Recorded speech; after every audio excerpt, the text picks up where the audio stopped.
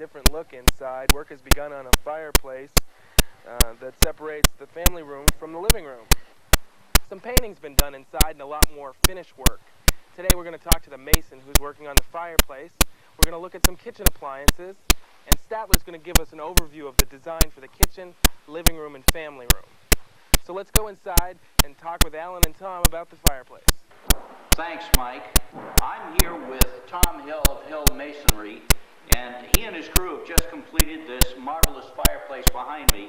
Tell me, Tom, what makes this fireplace more unusual than other fireplaces? Well, the design itself. It's designed so it can be enjoyed by the whole room. I see. As you see, the opening in the fireplace runs right through. And established in this fireplace consists of the furnace flue, which runs downstairs right through. I see. But what about the draw on a fireplace like this? It should be an exceptionally good draw, as we have a 30-foot fireplace in here and an oversized flue.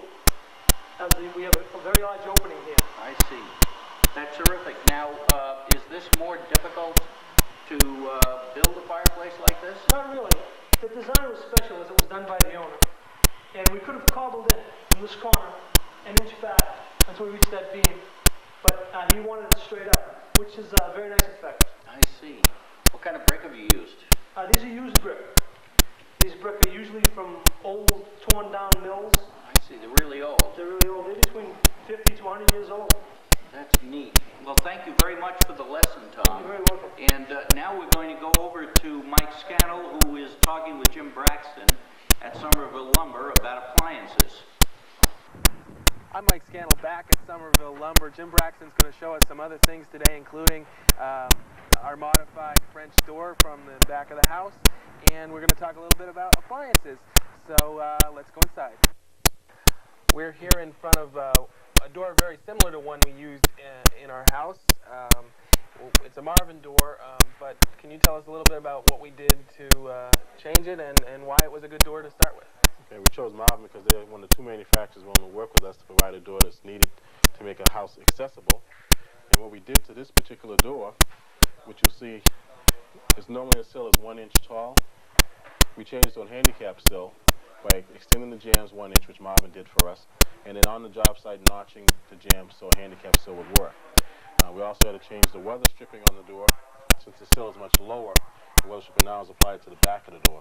So in a very, very high wind, you might get some water seepage, although we found that not to be the case, but we certainly have to tell you that may happen. Right. And also Marvin's a good choice. It does have a lever set which reaches ADA requirements to make a house accessible. Great. Also, what size do these doors come in standard? Standard at 5 foot and 6 foot. And of course, both doors can open to make it easy access for someone making a large product in or something else. So you could make a 6-foot opening. That's correct. Well, we're in the kitchen appliances now, and we're going to talk a little bit about cooktops. When we're modifying a kitchen for somebody that's mobility impaired, why do we choose a cooktop rather than a traditional range? Well, the main advantage is that the controls are usually in front. We can mount on a countertop just like this, and what we can do is set it any height that's comfortable for the customer. Usually that's around 28 inches to 30 inches, but some customers like it slightly higher, slightly taller. By putting it on a countertop, we're able to do that. Put a couple L brackets in the back, 2 standards in the back. We can raise and lower the countertop to the customer's preference. Right, and you still leave underneath the countertop free. Completely free, so you can go right up to it, underneath of it, and do your cooking. That's great. Okay, now in conjunction with the cooktop, the single wall-mounted oven is the best choice. Why don't we go over and take a look at those? Sure.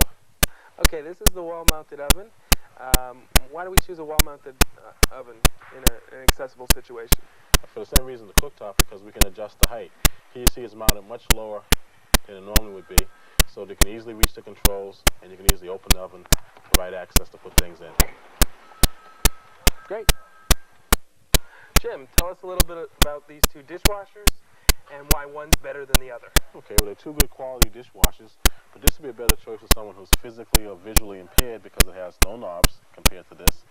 And so a person just has to press a button to start it. We even had customers mark it so it's easier to which button they need to find. And certainly if a person has a problem with difficulty of light, all you do is find the appropriate button, and it's very easy for them to operate that way.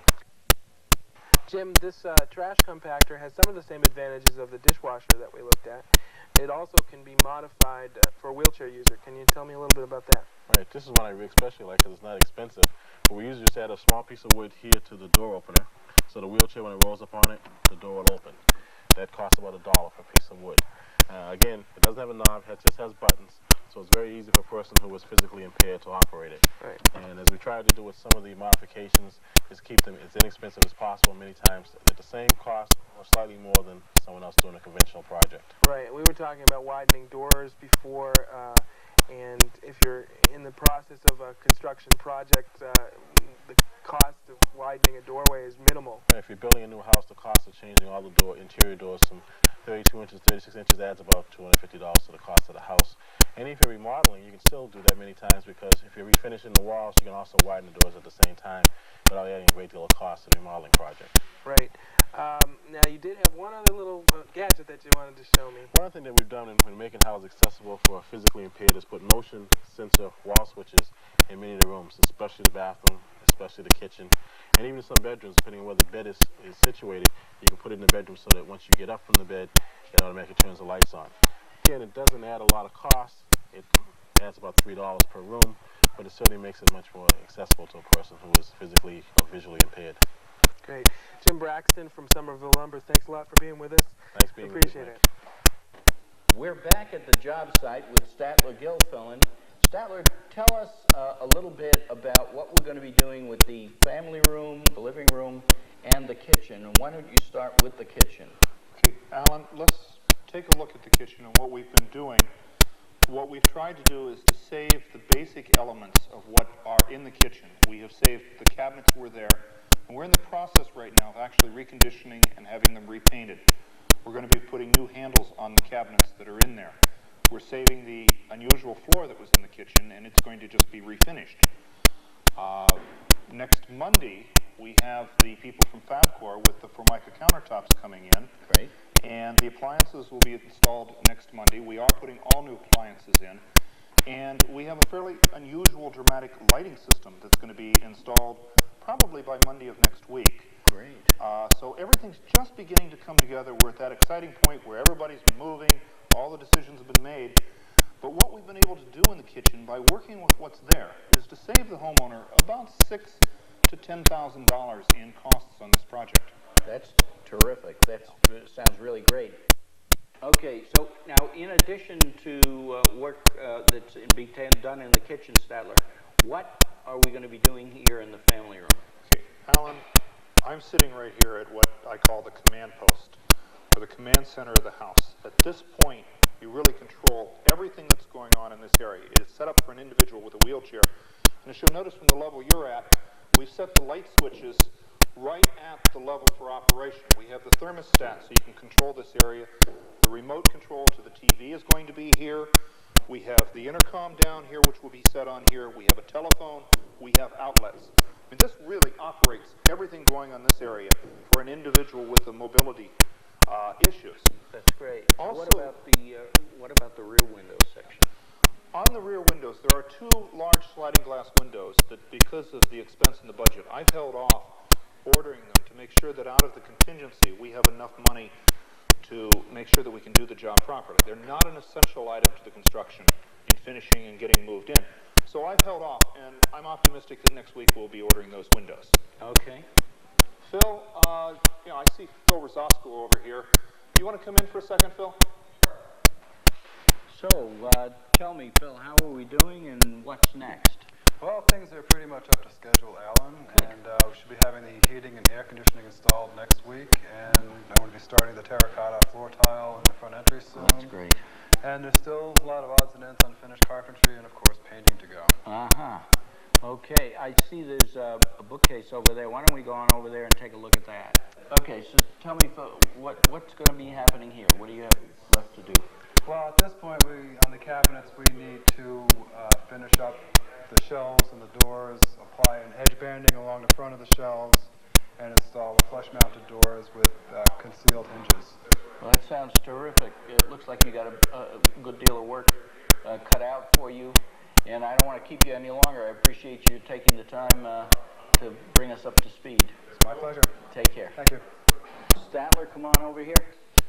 Well, Statler, looks like we've really got our work cut out for us, but it's exciting seeing a project like this come together, so the extra effort seems to be worth it. You're right, Alan, and one of the even more exciting things than that is that earlier this week I was able to sit down with the owner and go over the budget and the time frame to get us into the house. And as you know, we had 100 days from the time the bank closing took place in order to move the owner into the house. And I was able to tell the owner that we are on budget and we are going to meet that schedule. Both of them were very tight, and that felt good. Wow, bet. Yeah. I'm sure you're going to want to be here for the rest of Ready, Willing, and